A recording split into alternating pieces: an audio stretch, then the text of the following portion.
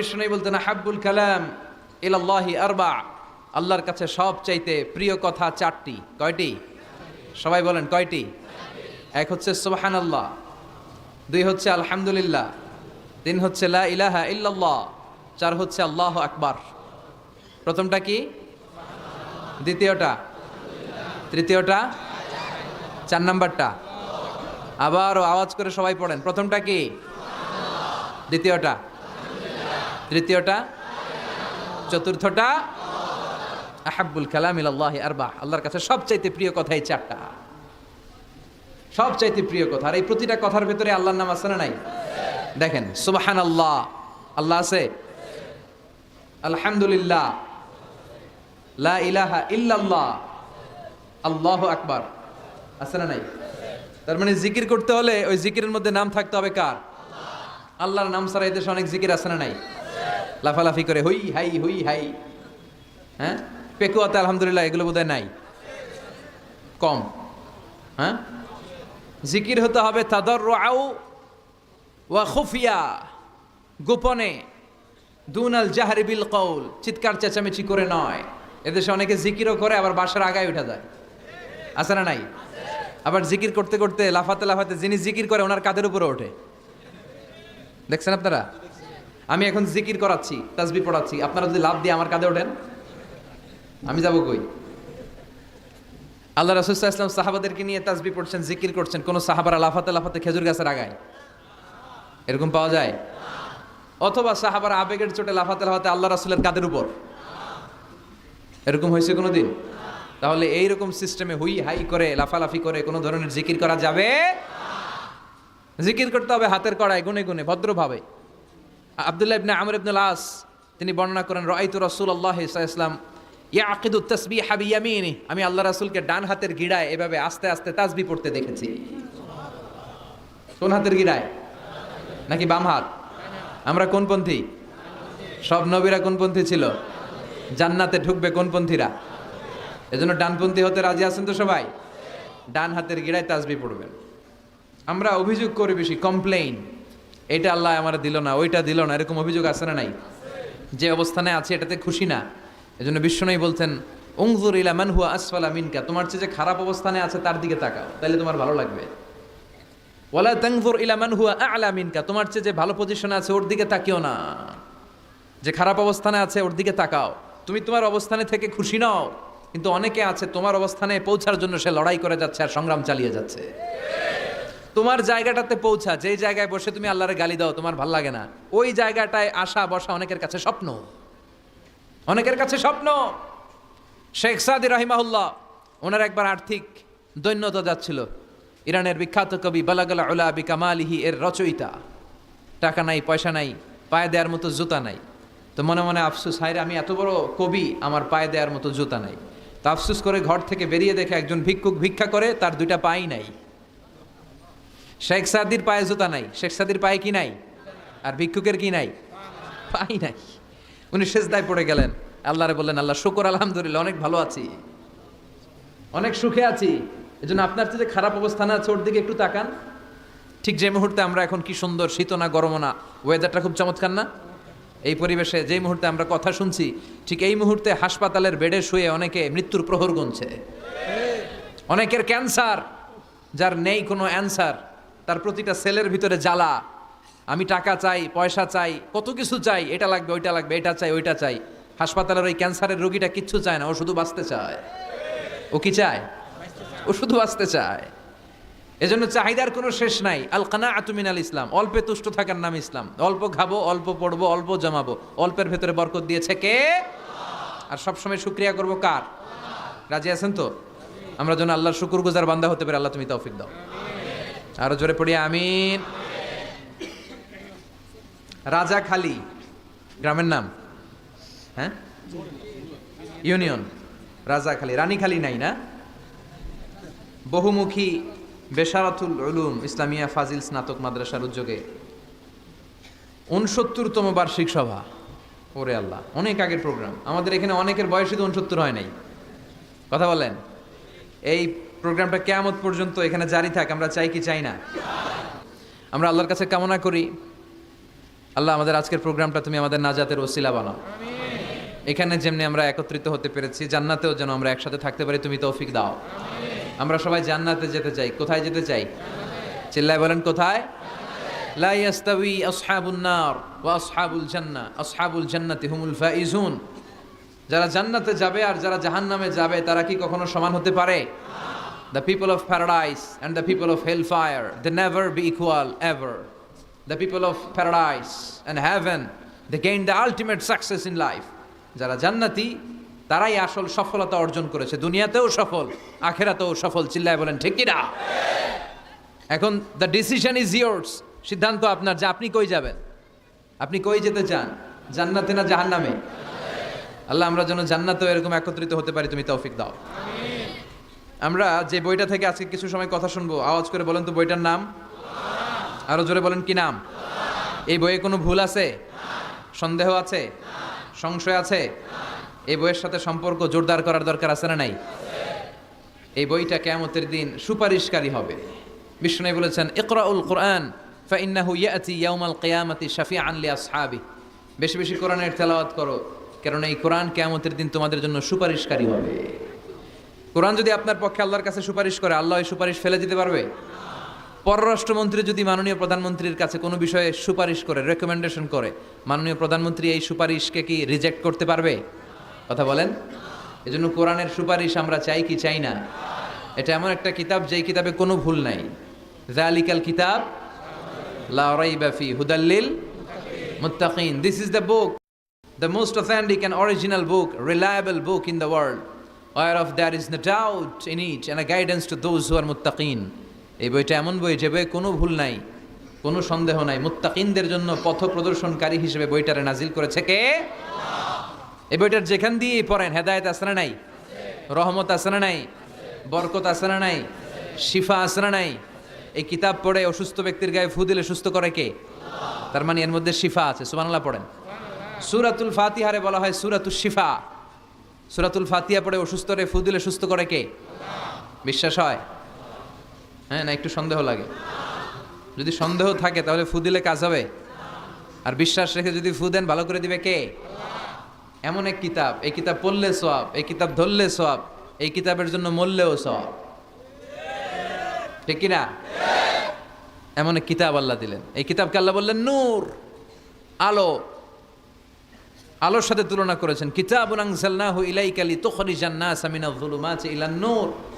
I've revealed this holy and sacred book unto you, O my beloved last messenger, in order to lead the mankind out of darkness into the light. অন্ধকার থেকে আলোর দিকে নেয়ার জন্য এই কিতাবকে পাঠিয়েছে কে? আল্লাহ। এই কিতাব পড়লে, এই কিতাব মানলে, বুঝলে, এই কিতাবের বাস্তবায়ন সমাজে ঘটালে সমাজটা আলোকিত হবে। ঠিক কি না?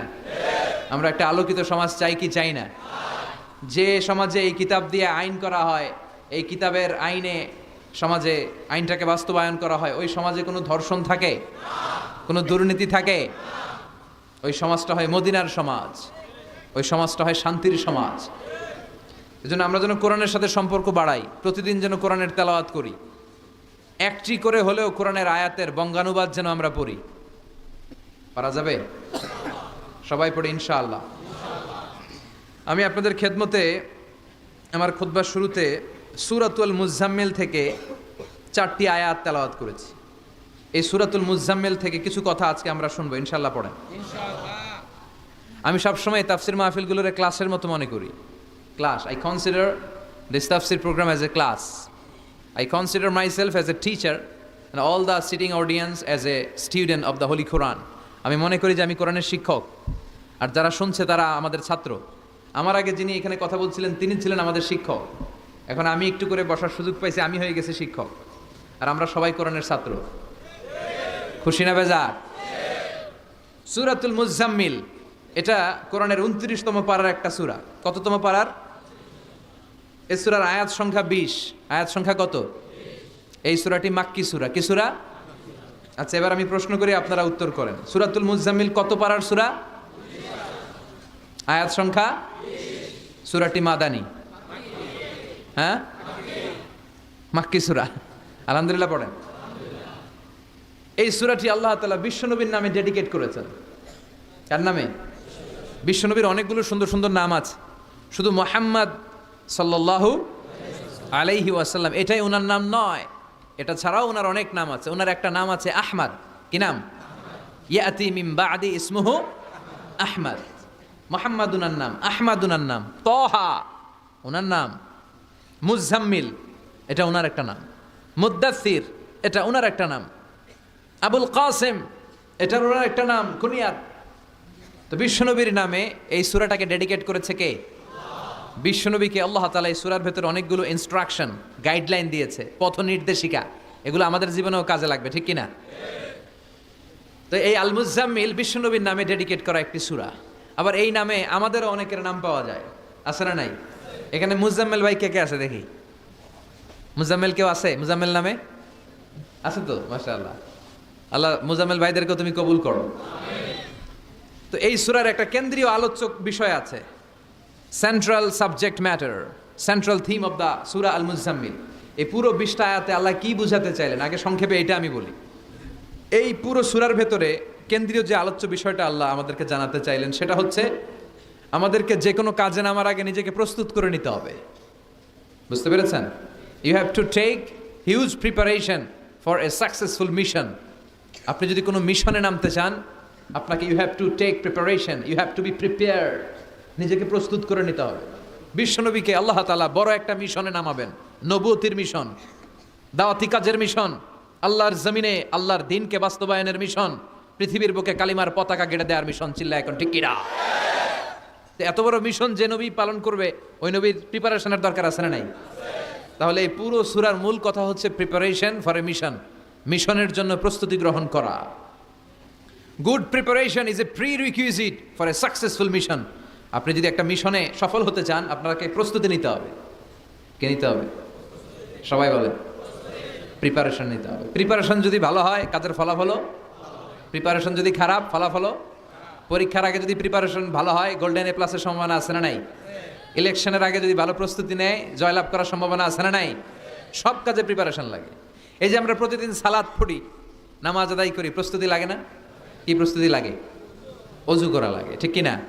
ইয়া আইয়ুহাল্লাযীনা আমানু ইযা কুমতুম ইলাস সালাতি ফাগসিলু ওয়ুজুহাকুম ওয়া আইদিয়াকুম ইলাল মারাফিক ওয়ামসাহু বিরুউসিকুম ওয়া আরজুলাকুম ইলাল কা'বাইন। সুবহানাল্লাহ পড়েন। আল্লাহ ডেকে বললেন, গোলাম যখন নামাজে যাবা, নামাজের প্রস্তুতি নাও। কথাটা কার? আগে চেহারা ধৌত করো, হাত দুইটা কনুই পর্যন্ত ধৌত করো, তারপরে মাথা মাসে করো, তারপর পা ধৌত করো, তারপরে সালাত কায়েম করতে যাও।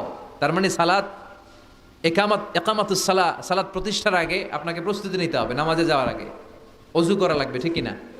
আবার জুমার নামাজে আপনি যাবেন, এই জুমার নামাজে যাওয়ার আগে প্রস্তুতি আছে না নাই? কি প্রস্তুতি আছে? গোসল করা লাগে, ঠিক কিনা? আতর মাখা লাগে, সুন্দর পারফিউম দেওয়া লাগে, তারপর জুমার খুতবা শোনার জন্য মসজিদে আগে আগে যাওয়া লাগে, ঠিক কিনা?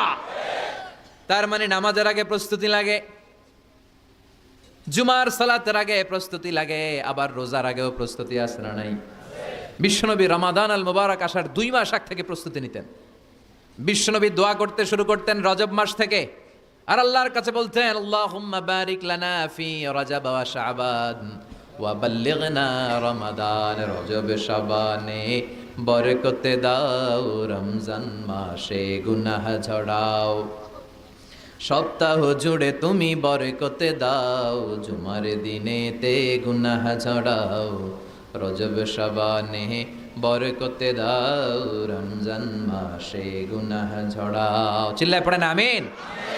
রমজান আসার 2 মাস আগে বিশ্বনবী রজব মাস থেকে রমজানের প্রস্তুতি নিতেন। আল্লাহু আকবার।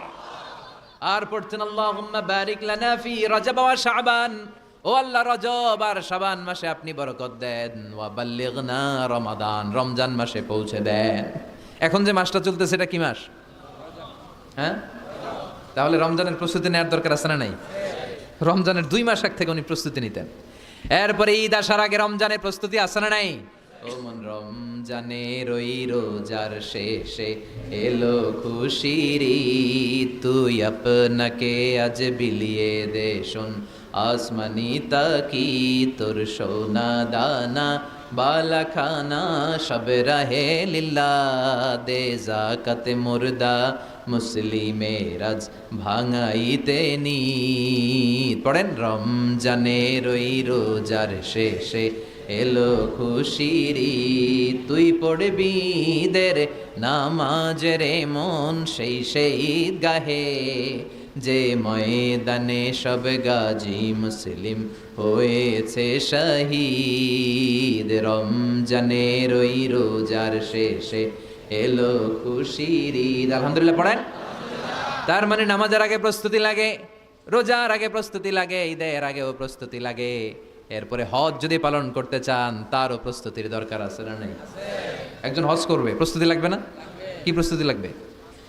হ্যাঁ, পাসপোর্ট লাগবে, হজের ভিসা লাগবে, তারপরে রেজিস্ট্রেশন করা লাগবে, আশকোনার হাজি ক্যাম্পে প্রশিক্ষণ নেওয়া লাগবে, রিয়াল কিনা লাগবে, ইজার কিনা লাগবে, রিদা কিনা লাগবে, বেল্ট কিনা লাগবে, হজের নিয়ম কানুন জানা লাগবে, ঠিক কিনা? দেখেন, নামাজের আগে প্রস্তুতি লাগে, রোজার আগে প্রস্তুতি লাগে, হজের আগে প্রস্তুতি লাগে, কিন্তু জাকাতের আগে লাগে না। হ্যাঁ, জাকাতের জন্য 1 বছর আগ থেকে প্রস্তুতি নেওয়া লাগে। আপনি কবে নিসাব পরিমাণ সম্পদের মালিক হলেন, ডায়েরিতে নোট রাখার দরকার আছে না নাই? তার মানে নামাজের আগে প্রস্তুতি, রোজার আগে প্রস্তুতি, জাকাতের আগে প্রস্তুতি, হজের আগে প্রস্তুতি। এই সূরার মধ্য দিয়ে রব্বুল আলামিন বিশ্বনবীরে বুঝাতে চাইলেন, ও নবী, বিশাল একটা মিশনে আপনি নামবেন, বিশাল একটা যুদ্ধে আপনি নামবেন, কালেমার বাণীকে দুনিয়ার বুকে প্রচার করার গুরু দায়িত্ব নিয়ে নামবেন। এত বড় দায়িত্ব পালনের আগে আপনার প্রস্তুতি নেওয়ার দরকার আছে না নাই? বিশ্বনবীকে প্রস্তুতি নিতে বললেন। তার মানে এই সূরার কেন্দ্রীয় আলোচ্য বিষয় হচ্ছে, you have to take a very good preparation for a mission.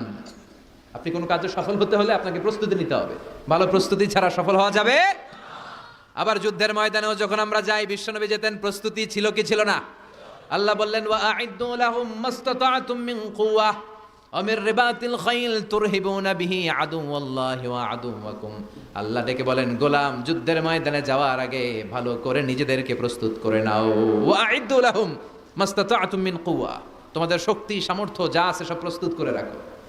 সব কিছু প্রস্তুত থাকবে মুসলমানদের, মুসলমান থাকবে সদা জাগ্রত, সদা প্রস্তুত। চিল্লায় বলেন ঠিক কিনা? প্রস্তুত থাকতে হবে যুদ্ধের জন্য। আমরা যে যোদ্ধা, আমরা ভুলেই গেছি। আমরা যে যোদ্ধা জাতি, আমাদের রক্তে যে যুদ্ধের ঘ্রাণ, এটা আমরা ভুলেই গেছি। আল্লাহ বললেন, ওয়া আ'ইদ্দু লাহুম মাসতাতা'তুম মিন কুওয়া, শক্তি আর রসদ জোগাড় করে রাখো। তুরহিবুনা বিহি আদুওয়াল্লাহি ওয়া আদুওয়াকুম, এই শক্তি আর সম্ভাবনা দিয়ে আল্লাহর দুশমনদেরকে তোমরা ভয় দেখাবা। মির রিবাতিল খাইল, ঘোড় সাওয়ারগুলোকে প্রস্তুত করে রাখো। বর্তমানে তো ঘোড়া টোরা নাই, এখন প্রস্তুত করে রাখতে হবে অ্যাটম বোমা, ঠিক কিনা? এখন রাখতে হবে AK-47, rocket launcher, drone, missile, ballistic ক্ষেপণাস্ত্র, রণতরী, যুদ্ধ জাহাজ, ঠিক কিনা? গোটা বিশ্বের মুসলমানদের একটা সেন্ট্রাল মিলিটারি দরকার।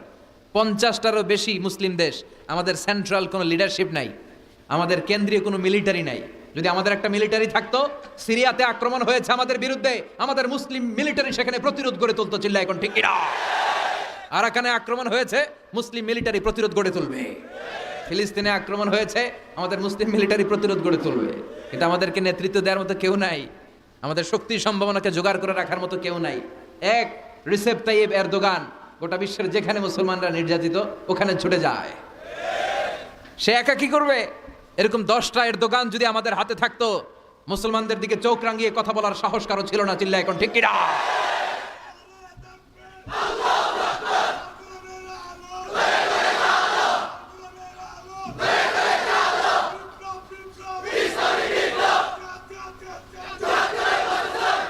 ওয়া'আইদ্দু লাহুম মাসতাতা'তুম মিন কুওয়া, ও নবী, শক্তি সম্ভাবনা সব কিছু জোগাড় করে রাখেন। মুসলমান থাকবে সদা প্রস্তুত, সদা সজাগ। মুসলমানদের বসে থাকার সময় নাই, ঠিক কিনা? তার মানে এই পুরো সূরাতে, সূরাতুল মুজাম্মিলে আল্লাহ তাআলা যে সেন্ট্রাল মেসেজটা বিশ্বনবীকে দিতে চাইলেন সেটা হচ্ছে, নবী প্রস্তুতি নেন। লড়াইয়ের প্রস্তুতি, যুদ্ধের প্রস্তুতি, মিশনে নামার প্রস্তুতি। সুবহানাল্লাহ পড়েন।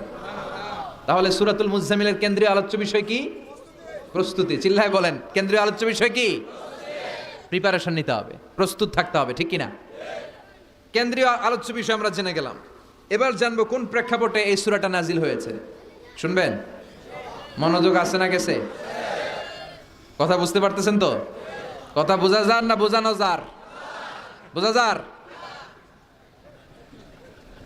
সূরাতুল মুজাম্মিল এটা শুধু মাক্কি সূরাই নয়, এটা মাক্কি যুগে নাজিল হওয়া শুরুর দিককার সূরা। কোরআনের নাজিলের দিক থেকে সর্বপ্রথম সূরা কোনটা? সূরাতুল আলাক। ইকরা বিসমি রাব্বিকাল্লাযী খালাক, এই আয়াতগুলো প্রথমে নাজিল হয়েছে। এই সূরা আলাকের প্রথম 5 আয়াতের পরপরই এই সূরা মুজাম্মিল নাজিল করে দিয়েছে কে? তার মানে মাক্কি জীবনের একেবারে শুরুর দিককার সময়। বিশ্বনবীর বয়স তখন 40। কত? সবাই বলেন। 40 বছর বয়সে উনি নবী হয়েছেন। তার মানে আগের জীবনে কি ছিলেন? জালেম ছিলেন, মূর্খ ছিলেন, গোমরা ছিলেন। বিশ্বনবীর পুরো জীবনটাই আদর্শ। চিল্লায় বলেন ঠিক কি না? As a father, as a teacher, as a lawgiver, as a lawmaker, as a philosopher, as a reformer of the society, as a commander, as a messenger, Muhammad is the superman of the world. স্বামী হিসেবে, নেতা হিসেবে, বাবা হিসেবে, সমাজ সংস্কারক হিসেবে, আইন প্রণেতা হিসেবে, দার্শনিক হিসেবে, নবী হিসেবে মুহাম্মদ সাল্লাল্লাহু আলাইহি ওয়াসাল্লাম হচ্ছে গোটা বিশ্বের একজন সুপারম্যান। উনি শেষ নবী। ওনার পরে কোনো নবী আছে? লা নাবিয়্যা বা'দি ওয়ালা রাসূলা। বিষ্ণু বলতেন আমার পরে কোনো নবী নাই, কোনো রাসূল নাই। সাইয়েদনা আদম থেকে নবী আসার যত ধারাবাহিকতা, পুরা চেইনটাকে আল্লাহ তাআলা আমাকে পাঠানোর মাধ্যমে কেটে দিয়েছেন। চিল্লায় এখন ঠিক কি না? এজন্য বিষ্ণু বলছেন লা নাবিয়্যা বা'দি ওয়ালা রাসূলা, আমার পরে কোনো নবী নাই, কোনো রাসূল নাই। তবে লাউ কানা বা'দি নাবিয়্যুন লাকানা উমর, আমার পরে যদি নবী হওয়ার যোগ্যতা কারো থাকে, আমার ওমরের সেই যোগ্যতা আছে। ঠিক কি না? প্রভু তুমি বলেছ রাসূল দেবে না, বলনি দেবে না ওমর, বলনি দেবে না হামজা তারিক, খালিদ বিজয়ী সমর। প্রভু তুমি বলেছ রাসূল দেবে না, বলনি দেবে না ওমর, বলনি দেবে না হামজা তারিক, খালিদ বিজয়ী সমর। প্রভু তুমি বলেছ রাসূল দেবে না। আলহামদুলিল্লাহ পড়েন। শেষ নবী, শেষ রাসূল, তারপরে কোনো রাসূল নাই। ওনার জীবনটা এমন জীবন, নবুয়তের পরের জীবন যেমনি আমাদের জন্য আদর্শ, নবুয়তের আগের জীবনটাও আদর্শ করে দিয়েছে কে? এই 40 বছরে উনি নবী হয়েছেন। তার আগে উনি ছিলেন শ্রেষ্ঠ মানুষ, as-সাদিক আল-আমিন। জীবনে মিথ্যা বলছে? ওনার ঘোর শত্রুরাও বাড়ি থেকে অনেক দূরে কোথাও বেড়াতে গেলে ওনার বাসায় ডিপোজিট করে যাইতো, ওনার বাসায় আমানত রেখে যাইতো। সুবহানাল্লাহ পড়েন। পার্টি করে আবু জাহিল্লার পার্টি। পার্টি কোন পার্টি? বিশ্বনবী বলতেন আবু জাহিল্লার পার্টি করে ওর কাছে ডিপোজিট রাখো। ওরা বলতো না, আবু জাহিল্লার দল করি কিন্তু ওর কাছে আমানত রাখা যাবে না। ওর কাছে যদি টাকার প্যাকেট রেখে যায় তাহলে আমার টাকাও শেষ, টাকার প্যাকেটও শেষ। কথা বলেন। আমানতদারিতা নাই। আমানতদারিতা ছিল বিশ্বনবীর মাঝে। ওনার জীবনী নিয়ে যদি কথা বলতে কেউ শুরু করে, কোনো কুল কিনারা খুঁজে পায় না। বিয়ন্ডলেস, বাউন্ডলেস, বটমলেস, এটা তলাবিহীন সাগর। বিশ্বনবীর জীবনীটা একটা সাগর, কিন্তু এই সাগরের কি নাই? কথা বলেন। কোনো তলা নাই। এমন নবীকে আমরা পেয়েছি। ওনার আগের জীবনটাও আদর্শ। ছোটবেলা থেকে লাজুক ছিলেন। হালিমাতুস সাদিয়া বিশ্বনবীর দুধমা, উনি বলেন 5 বছর এই কুরাইশি মুহাম্মদকে আমি লালন পালন করেছি। একদিনও ছেলেটারে কাঁদতে দেখি নাই। ক্ষুধা লাগলেও কাঁদে না, ব্যথা পেলেও কাঁদে না। কিন্তু লজ্জাস্থানের জায়গা থেকে এই শিশু মুহাম্মদের কাপড়টা একটু সরে গেলে ছোট্ট মুহাম্মদ চিৎকার দিয়ে ওঠে। কি নবী ছিলেন! 15 বছর বয়সে হালাফুল ফুদুল একটা সংগঠন করেছে। হালাফুল ফুদুল, যেটাকে বাংলা আমরা বলি হিলফুল ফুজুল। আসলে শব্দটা হালাফুল ফুদুল। হালাফ মানে শপথ, টু টেক অ্যান ওথ, শপথ নেয়া। ফুদুল হচ্ছে ভালো কাজের উপর। উনি হাতে হাত রেখে যুবকদেরকে নিয়ে মক্কায় আইন করলেন। মক্কার জমিনে কোনো দুর্বলের উপর, মাজলুমের উপর কোনো জালিমের অত্যাচার চলতে দেয়া যাবে না। মক্কার বুকে কোনো টেন্ডারবাজি চলবে না, চাঁদাবাজি চলবে না, ধর্ষণ চলবে না, ছিনতাই আর রাহাজানি চলবে না। চিল্লায় এখন ঠিক কি না? 15 বছর বয়সে পুরো মক্কা শহর কাঁপায় দিয়েছে। উনি তো ওই নবী, সবসময় ছিলেন অন্যায়ের বিরুদ্ধে কঠোর। ওনার ইমানটা এমন ছিল, প্রয়োজনে জ্বলে উঠতো। চিৎকার করে বলেন ঠিক কিনা? যে ইমানে প্রয়োজনে জ্বলে ওঠে না, যে ইমান সত্য ন্যায়ের কথা বলে না, যে ইমানে প্রয়োজনে জ্বলে ওঠে না, যে ইমান সত্য ন্যায়ের কথা বলে না, যে ইমান বাস্তবে নাই, যে ইমান অন্তরে নাই, মুখে শুধু ফাঁকা বলি, কি করে তারে বলো ইমানে বলি, কি করে তারে বলো ইমানে বলি, কি করে তারে বলো ইমানে বলি। ঠিক কি না? ওনার ইমানটা ছিল এমন ইমান, প্রয়োজনে জ্বলে উঠতো ইমানের তেজে। উনি ছিলেন ওই নবী। 40 বছরের আগের জীবনে যেমন, পরের জীবনে তেমন। সুবহানাল্লাহ পড়ে। তো বিশ্বনবী 40 বছর বয়সে ওহী পেলেন। ওনার ওহীর সূচনাটা ছিল আর রুইয়া সালেহা, সত্য স্বপ্ন। বুখারীর প্রথম বাবটা হচ্ছে বাব কাইফা কানা বাদউল ওয়াহি ইলা রাসূলিল্লাহ, আল্লাহ রাসূলের কাছে ওহীর সূত্রপাতটা কেমন হয়েছে শুনবেন। সর্বপ্রথম ছিল স্বপ্ন। উনি রাতে সুন্দর সুন্দর স্বপ্ন দেখতেন। আমরা স্বপ্ন দেখি না? কি স্বপ্ন দেখেন? মারামারি, হরতাল, হ্যাঁ, টাকা, আর কি দেখো তোমরা? জিহাদি। তো বিশ্বনবী স্বপ্ন দেখতেন আর রুইয়া as-সালেহা, সত্য সুন্দর স্বপ্ন। আর রাতের বেলা বিশ্বনবী যাই স্বপ্নে দেখতেন, দিবালোকের আলোর ন্যায় সকালে এটা সুস্পষ্ট হয়ে যেত। চিল্লায় এখন সুবহানাল্লাহ। কারণ নবীদের স্বপ্নটা ওহী।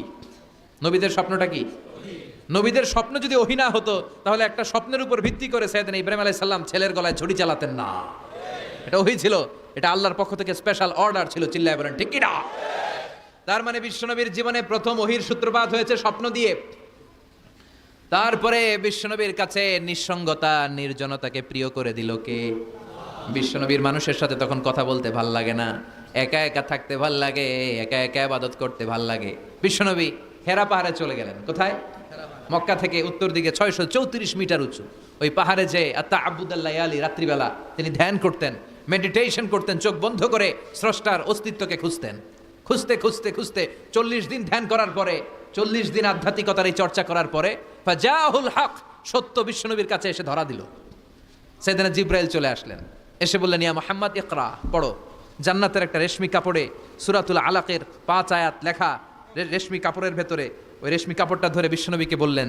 এই প্রথম বিশ্বনবী সাইয়েদনা জিবরাইলকে দেখলেন আর বললেন ইয়া মুহাম্মদ ইকরা, পড়ো। বিশ্বনবী বললেন মা আনা বিকারি, আমি পড়তে পারি না। সুবহানাল্লাহ পড়েন। কারণ বিশ্বনবী ছিলেন আর নবী আল উম্মি, নিরক্ষর নবী। ওনার অক্ষর জ্ঞান ছিল না। আলিফ বা তা সা, কোনটারে জিম বলে কোনটারে সদ বলে বিশ্বনবী চিনতেন না, লিখতে জানতেন না। তিনি ছিলেন নিরক্ষর, কিন্তু মূর্খ না।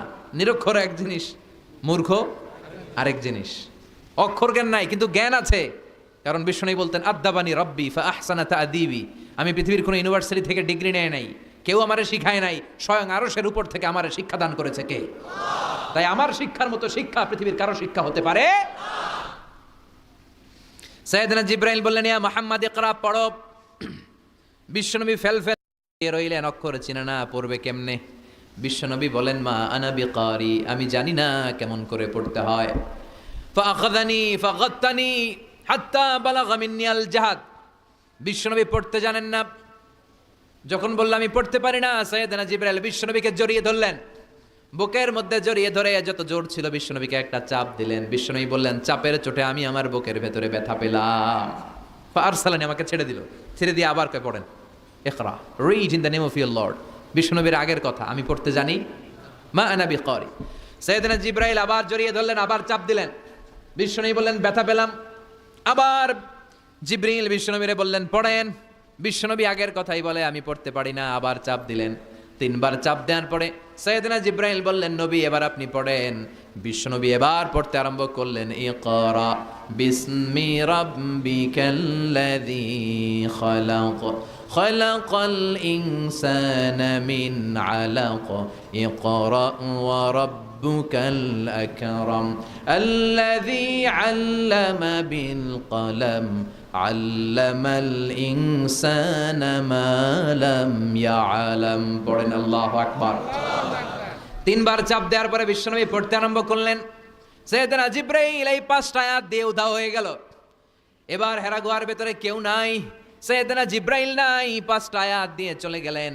বিশ্বনবী 5টা আয়াত নিয়ে কাঁপতে কাঁপতে হেরা পর্বত থেকে নেমে এলেন। সুবহানাল্লাহ পড়ে।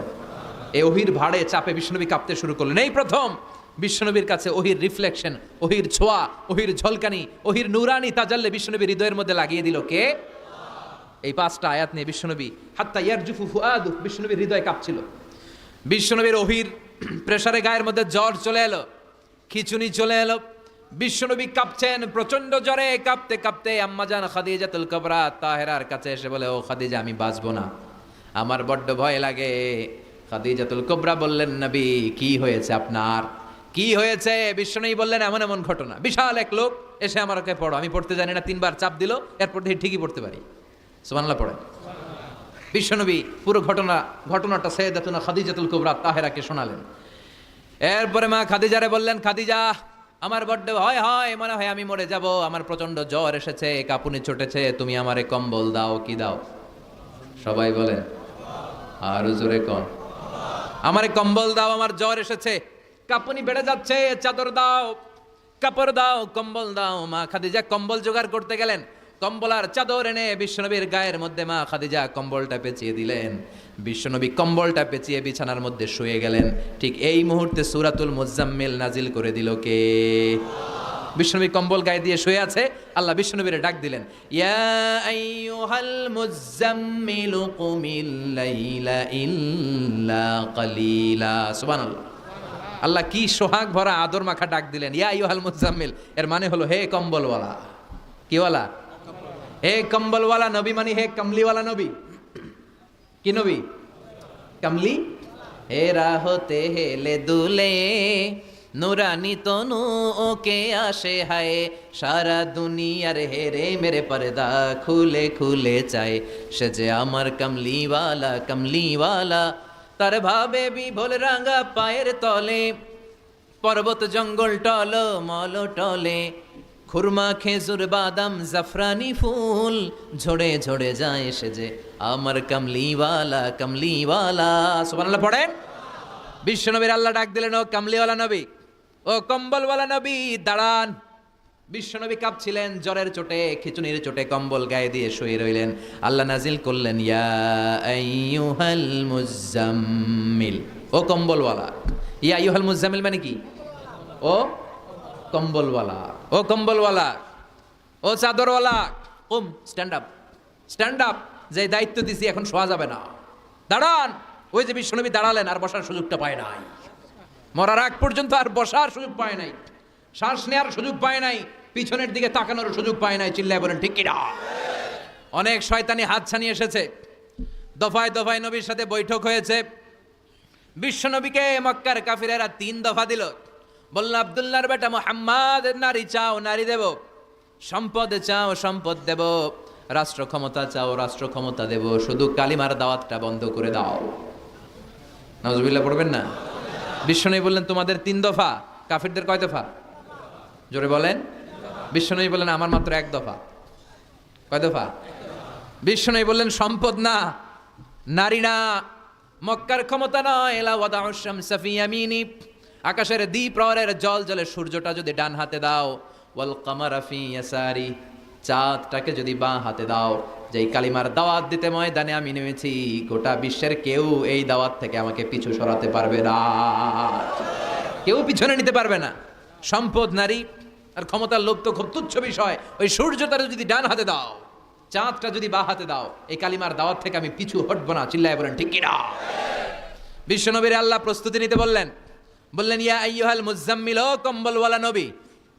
কি ওয়ালা নবী? তাফসীর বুঝতে পারতেছেন তো? শীতের চোটে খিচুনি, কম্বল গায়ে দিয়ে শুইছে, তখন আল্লাহ এটা নাজিল করলেন। তাহলে প্রথমে আমরা জানলাম সেন্ট্রাল থিম অফ দিস সূরা, এই সূরার কেন্দ্রীয় আলোচ্য বিষয়। এরপরে আমরা জানলাম কোন প্রেক্ষাপটে, কোন সিচুয়েশনে, কোন পরিস্থিতিতে এই সূরাটা নাজিল হয়েছে। বুঝতে পেরেছেন?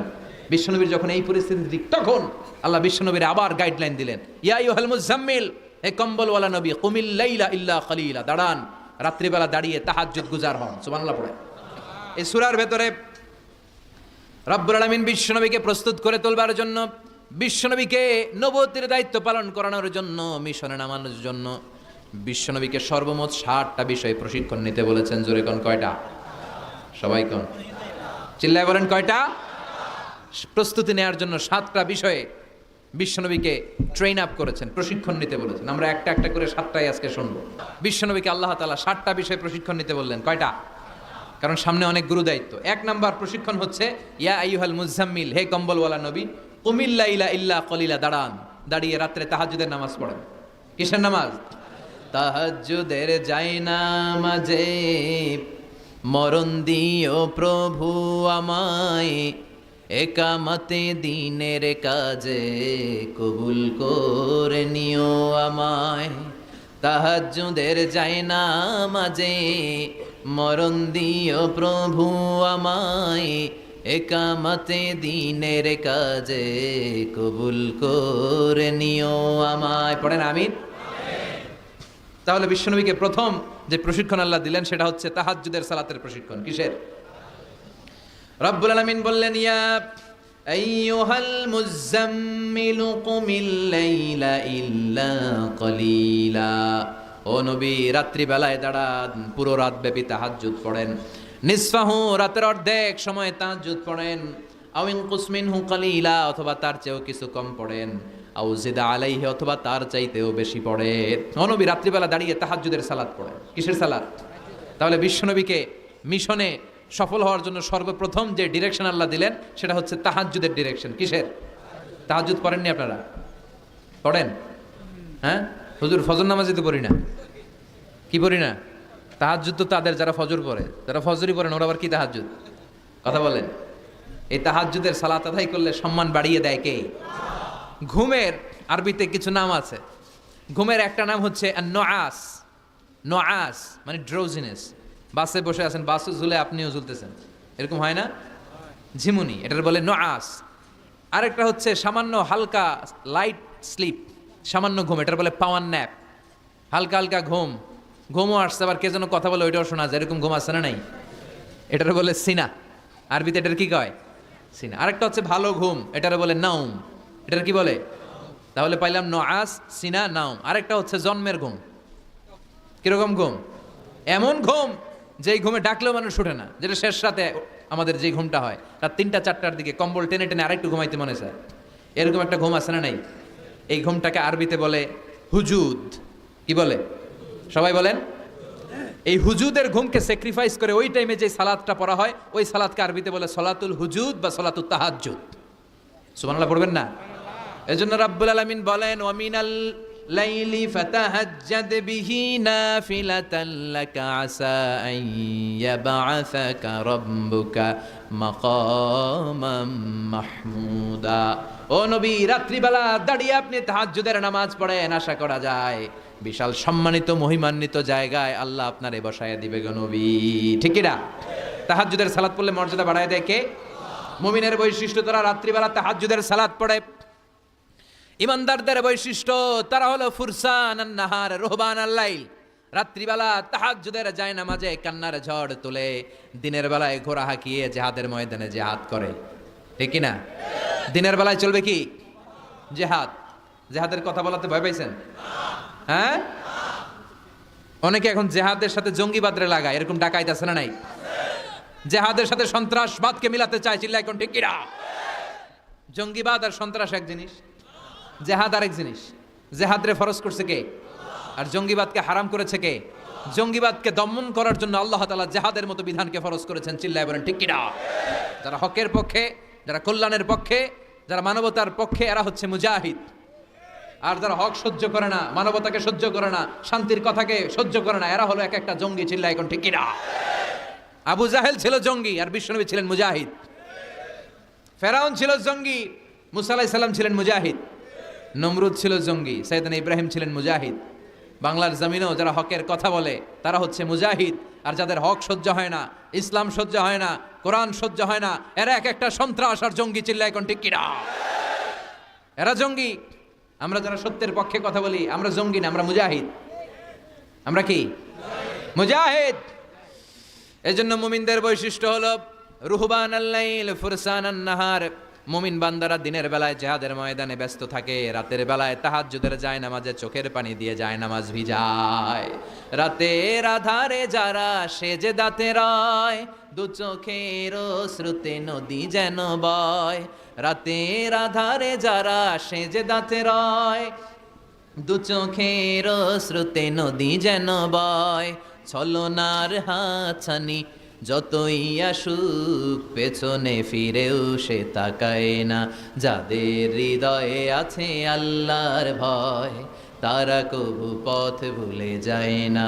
আল্লাহর প্রেম ছাড়া এই দুনিয়ায় কারো কাছে কোনো কিছু চায় না। চিল্লায় বলেন ঠিক কিনা? এজন্য বিশ্বনবীর প্রথম প্রশিক্ষণ নিতে বললেন আল্লাহ, কুমিল লাইলা ইল্লা কালিলা। ও নবী, বিশাল মিশন নিয়ে দুনিয়ার বুকে আপনি এসেছেন গো নবী। প্রথম প্রশিক্ষণ যেটা নিবেন, রাত্রিবেলায় দাঁড়িয়ে দাঁড়িয়ে তাহাজ্জুদের প্রশিক্ষণ। বিশ্বনবীর আদেশ করলেন কে?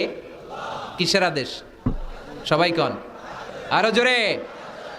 ওই মুহূর্তটা তাহাজ্জুদের সময়টা এমন সময় ইয়ানজিলু রাব্বুনা ইলা সামাইদ দুনিয়া, রব্বুল আলামিন আরশের উপর থেকে দুনিয়ার আকাশে নেমে আসে মানে বিশেষ একটা মনোযোগ দেয় আর দুনিয়াবাসীরা ডেকে ডেকে বলে গোলাম আলা মিন মুস্তাগফিরিনা গফির আলা, কার ক্ষমা লাগবে ক্ষমা চাও, সব গুনাহ আমি ক্ষমা করে দেব।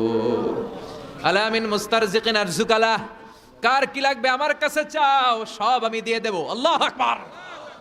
আলা মিন মুস্তাকসিন আকসুলা, যার জামা দরকার জামা চাও জামা দেব, ক্ষমতা দরকার ক্ষমতা চাও ক্ষমতা দেব, নেককার স্ত্রী দরকার নেককার সন্তান দরকার সন্তান চাও সন্তান দেব। সব দেয়ার মালিক কে? কেউ যেটা পারে না পারে কে? কেউ যেটা দেয় না দেয় কে? কেউ যেটা বোঝে না বোঝে কে? আল্লাহ শেষ রাতে আম করে ডাকে, দেওয়ার জন্য ডাকে, কিন্তু চাওয়ার সময় আমাদের নাই। উনি দেওয়ার জন্য প্রস্তুত, কিন্তু এটা তো নেওয়ার লোক লাগবে। কথা কন। বিশ্বনবী তাহাজ্জুদের সময় দাঁড়িয়ে যেতেন ছোট্ট একটা ঘরে, চাটাইয়ের উপরে বিশ্বনবী মা এসে শুতেন, গাদাগাদি করে জায়গা নাই। মাঝরাতে বিশ্বনবী তাহাজ্জুদের জন্য দাঁড়াতেন, আল্লাহু আকবার বলে দাঁড়িয়ে যেতেন, নামাজ শুরু করে দিতেন। বিশাল বড় সূরা পড়তেন, কেরাত পড়তেন, রুকু করতেন, কিন্তু সিজদার জায়গায় সিজদা দেওয়ার জায়গা নাই। সিজদার জায়গায় মা এসা পা বিছিয়ে শুয়ে আছে। বুখারীর বর্ণনা, বিশ্বনবী সিজদায় যে হাত দিয়ে মা এসার পায়ের মধ্যে চিমটি কাটতেন, মা এসা বুঝতে পারতেন বিশ্বনবী এখন সিজদায় যাবে। সুবহানাল্লাহ পড়েন। মা এসা বুঝতে পেরে পা দুইটা সরিয়ে নিতেন, বিশ্বনবী সিজদা দিতেন। সিজদা দিয়ে বিশ্বনবী যখন আবার দাঁড়িয়ে যেতেন, মা আয়েশা পা বিছিয়ে আবার শুয়ে পড়তেন। কি ইবাদত ছিল বিশ্বনবীর! হাত্তা তাতাওয়াররামু খাদামা। মা আয়েশা বলতেন বিশ্বনবী দাঁড়িয়ে থাকতে থাকতে এত সময় ধরে তাহাজ্জুদের সালাত পড়তেন, ওনার পা গুলো ফুলে এরকম টিউমারের মতো মোটা হয়ে যেত। সুবহানাল্লাহ পড়বেন না? দাঁড়িয়ে থাকতে থাকতে বিশ্বনবীর পা গুলো টিউমারের মতো মোটা হয়ে যেত। প্রথম রাকাতে বাকারা আলে ইমরান পড়ে ফেলতেন। সুবহানাল্লাহ পড়েন। বিশ্বনবীর পা যেন ফেটে যাবে, এভাবে হাত বেঁধে দাঁড়িয়ে থাকতে থাকতে বিশ্বনবীর হাতগুলো বাঁকা হয়ে যেত, ব্যথা হয়ে যেত। বিশ্বনবী তখন হাত দুইটা ছেড়ে দিতেন। আবার যখন এনার্জি ফিরে পেতেন, যখন বিশ্বনবীর ভালো লাগতো আবার হাত বাঁধতেন। পড়েন সুবহানাল্লাহ। তার মানে হাত ছেড়ে দিও নামাজ পড়া যায়, হাত ছেড়ে দিও। মালিকি মাযহাবের কিছু স্কলাররা ওনারা মত নিয়েছে, ওনাদের অনুসারীরা এরসাল করে। আমাদের দেশে কেউ বাদে এইভাবে, কেউ এইভাবে, কেউ এইভাবে। মালিকিরা বাদেই না, কেউ বাদবই না, কি করবি কর। আছে না নাই? আপনি যদি হজ করতে যান মক্কা মদিনায় এই আমলগুলো দেখতে পারবেন। এটা সুন্নাত একটা আমল। হাত ছেড়ে দিলেও যেখানে সালাত হয়ে যায় ওই জায়গায় কই বাঁধবে এই নিয়ে কিলাকিলি আছে না নাই? উপরে না নিচে, আমিন জোরে না আসতে, আছে না নাই? পেকুয়াতে মাশাআল্লাহ এগুলো নাই। হ্যাঁ, পেকুয়াতে এগুলো আছে। বিশ্বনবী লম্বা সময় দাঁড়িয়ে তাহাজ্জুদ পড়তেন। তাহাজ্জুদ পড়লে আপনার মর্যাদা বাড়ায় দিবে কে?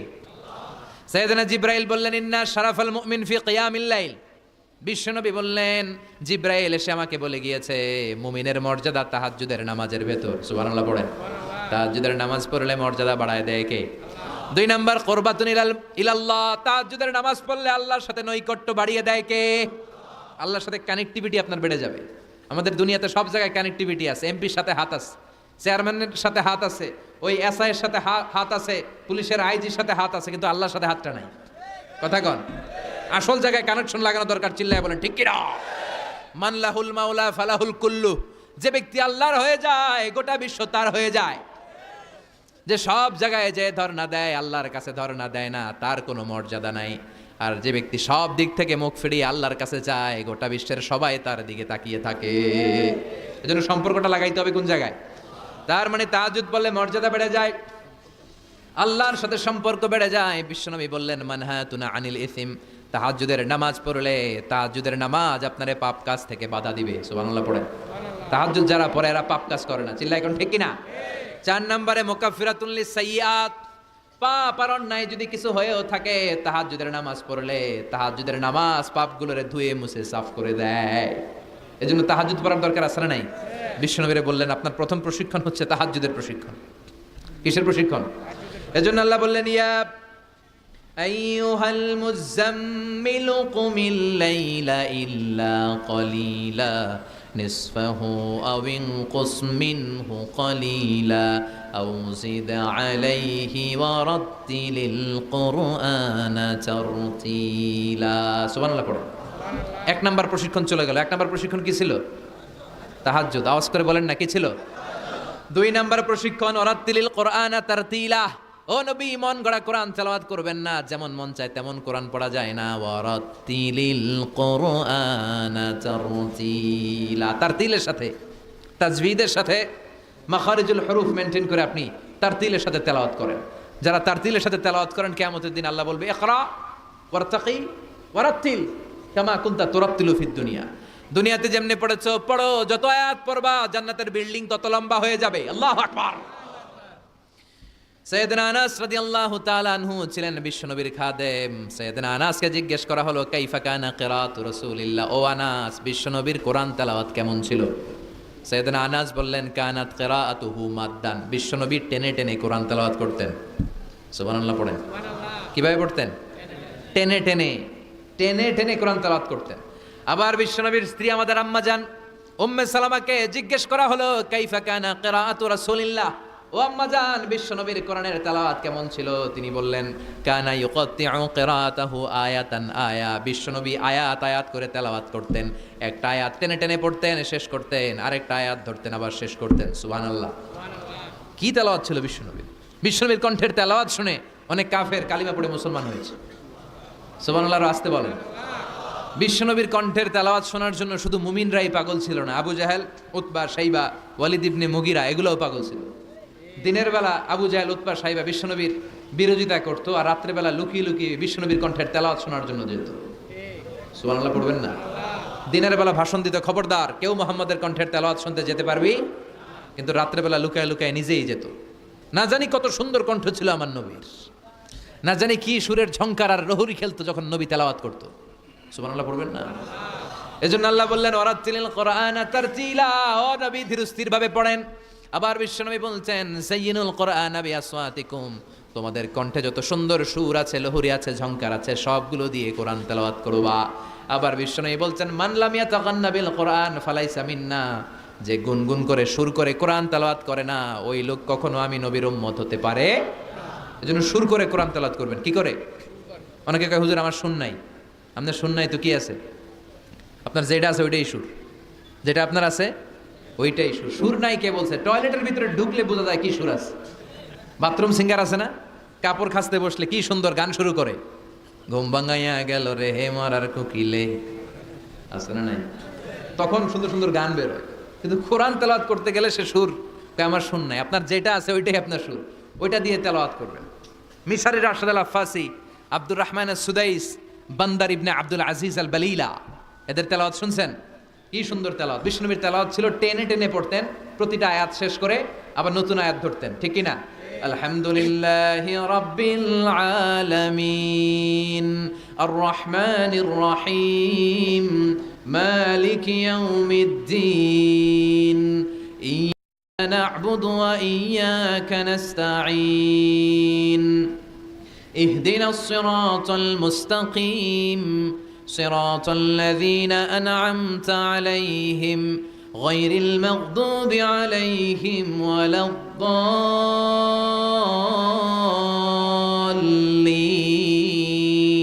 পড়েন আমিন।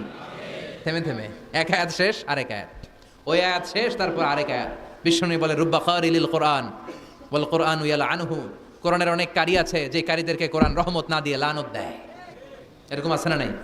বিশ্বনবী প্রতি আয়াতের পরে থামতেন, কি সুন্দর টেনে টেনে পড়তেন। আর আমাদের তারাবির নামাজে কি অবস্থা?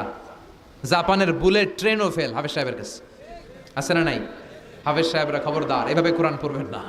এভাবে কোরআন তেলাওয়াত করলে রহমত না পেয়ে আপনার কপালে লানত জুটবে। চিল্লায় বলেন ঠিক কি না? এজন্য 2 নাম্বার প্রশিক্ষণ রব্বুল আলামিন বিশ্বনবীকে দিলেন আর বললেন ওয়ারাত্তিলিল কুরআনা তারতিলা, ও নবী রাত্রিবেলায় তাহাজ্জুদের নামাজে ধীরস্থির ভাবে কোরআন তেলাওয়াত করেন। এরপর আল্লাহ বললেন ইন্না সানুলকি আলাইকা কাওলান সাকিলা, ও নবী অচিরেই ভারী একটা কথা, ভারী একটা বাণী, অনেক ওজনওয়ালা কোরআন আমি আপনার উপরে নাজিল করে দেব। সুবহানাল্লাহ পড়ে। কাওলান সাকিলা, it's a very heavy and weightful word. কোরআনের এই কথাগুলোর একটা আলাদা ওজন আছে না নাই? বিশ্বাস হয় না সন্দেহ লাগে? বিশ্বনবীর কাছে যখন কোরআনের আয়াত নাজিল হতো, মা আয়েশা বর্ণনা করেন প্রচন্ড শীতের রাতে, কিসের রাতে কথা শুনতেছেন? প্রচন্ড শীতের রাতে বিশ্বনবী ঘেমে ঘেমে একাকার হয়ে যেতেন। মাঘ মাসের শীত, মা এসে বলে আমরা কম্বল গায়ে দিয়ে শুই, কিন্তু বিশ্বনবীর কাছে যখন কোরআন নাজিল হয় বিশ্বনবী ঘেমে ঘেমে একাকার হয়ে যেতেন। সুবহানাল্লাহ পড়ে। বিশ্বনবী যখন ওটের উপর বসা অবস্থায় কোরআনের আয়াত নাজিল হতো, ওটের বুকটা জমিনে লেগে যেত। বিশ্বনবী ঘোড়ার উপরে বসা অবস্থা যখন কোরআনের আয়াত নাজিল হতো, ঘোড়ার পাগুলো জমিনের ভিতরে গেড়ে যেত। বিশ্বনবী মাঝে মাঝে অনেক সাহাবাদের রানের মধ্যে মাথা রেখে শুয়ে পড়তেন। ওই অবস্থায় যখন কোরআনের আয়াত নাজিল হতো, সাহাবারা বলতো আমাদের হাড্ডিটা ফেটে টুকরা টুকরা হয়ে যাবে, এরকম মনে হতো। তার মানে কোরআনের আয়াতের একটা ভার আছে না নাই? এজন্য রাব্বুল আলামিন বলেন, লাউ আনজালনা হাযাল কুরআন আলা জাবালিন লারাআইতাহু খাশিআম মুতাসাদ্দিআম মিন খাশিয়াতিল্লাহ।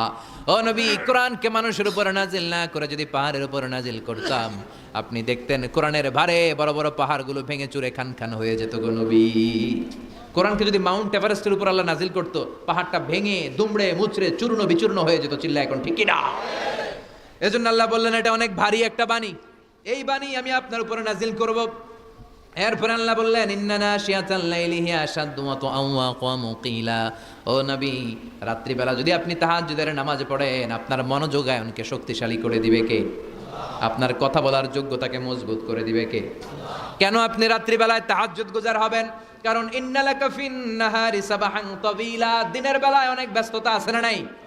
দিনের বেলায় মানুষগুলো কাজকর্ম নিয়ে ব্যস্ত হয়ে যায়, তখন অনেক গোলমাল। তখন নয়, রাত্রিবেলা তাহাজ্জুদ পড়েন, আপনার মর্যাদা বাড়িয়ে দিবে কে? এরপরে 3 নাম্বার প্রশিক্ষণের কথা আল্লাহ বললেন, ওয়াযকুর ইসমা রাব্বিকা ওয়া তাবাত্তাল ইলাইহি তাবদীলা। প্রথম প্রশিক্ষণ তাহাজ্জুদের প্রশিক্ষণ। কিসের? দ্বিতীয় প্রশিক্ষণ মনোযোগের সাথে ধীরস্থিরভাবে কোরআন তেলাওয়াতের, তারতিলের সাথে কোরআন তেলাওয়াতের প্রশিক্ষণ। ঠিক কিনা? 3 নাম্বার প্রশিক্ষণ ওয়াযকুর ইসমা রাব্বিক, সব সময় রবের জিকির করবেন। জিকির চলবে কার? লা ইলাহা লা ইলাহা ইল্লাল্লাহু মুহাম্মাদুর রাসূলুল্লাহ সাল্লাল্লাহু। ওয়াযকুর ইসমা রাব্বিক, ও নবী আপনার রবের নাম স্মরণ করেন। সব সময় জিহ্বায় একজনের নাম থাকবে, তিনি কে? আমাদের রব কে? আল্লাহ আমারে রব, দমে দমে তনু মনে তারি অনুভব। পড়েন, আল্লাহ আমারে রব, তোমার দুনিয়াতে আমি যেদিকে তাকাই, অথই নিয়ামাতে ডুবে আছি সবাই। পাখ পাখালির গানে শুনি তাসবিহ কলো রব, তাসবিহ কলো রব, আল্লাহ আমারে রব। ওয়াযকুর ইসমা রাব্বিক, রবের নামকে স্মরণ করেন নবী। বিপদে পড়লে একজনের নামের জিকির চলবে, চিল্লায় বলেন তিনি কে? তার মানে 3 নাম্বার প্রশিক্ষণ নিতে বললেন, সব সময় একজনকে ডাকবেন, তিনি হলেন রব। এই কথা বলার পরে বিশ্বনবী দুনিয়ার বুকে যত দোয়া করতেন, তার বেশিরভাগ দোয়ার শুরুতে রবের নাম আছে না নাই? রব্বানা যালামনা আনফুসানা ওয়া ইল্লাম তাগফির লানা ওয়া তারহামনা লানাকুনান্না মিনাল খাসিরিন। আবার বিশ্বনবী পড়তেন, রব্বানা আতিনা ফিদ দুনিয়া হাসানাতাও ওয়া ফিল আখিরাতি হাসানাতাও ওয়া কিনা আযাবান নার। আবার আমরা যখন রুকুর মধ্যে যাই, তখন রবের নাম আছে না নাই? সুবহানা রাব্বিয়াল। আবার যখন সিজদায় যাই, তখনও রবের নাম আছে না নাই? সুবহানা রাব্বিয়াল। এজন্য 3 নাম্বার প্রশিক্ষণ ওয়াযকুর ইসমা রাব্বিকা, নবী রবের নাম স্মরণ করেন। 4 নাম্বার প্রশিক্ষণ ওয়া তাবাত্তাল ইলাইহি তাবতীলা, আপনি যখন সময় পাবেন রবের ইবাদতে মশগুল হয়ে যান। কার ইবাদতে? কার ইবাদতে? আমরা যেন আল্লাহর ইবাদতে মশগুল হয়ে যাই। ওয়া তাবাত্তাল ইলাইহি তাবতীলা, তাবাত্তুল মানে আল্লাহর ইবাদতে মনোনিবেশ করা, মশগুল হওয়া। এই তাবাত্তুল শব্দটা এসেছে আল বাতুল থেকে। এজন্য মারিয়াম আলাইহিস সালামকে বলা হতো মারিয়াম আল বাতুল। মারিয়াম আলাইহিস সালামকে কি বলা হতো? উনি বাইতুল মুকাদ্দাসে সব সময় কার ইবাদত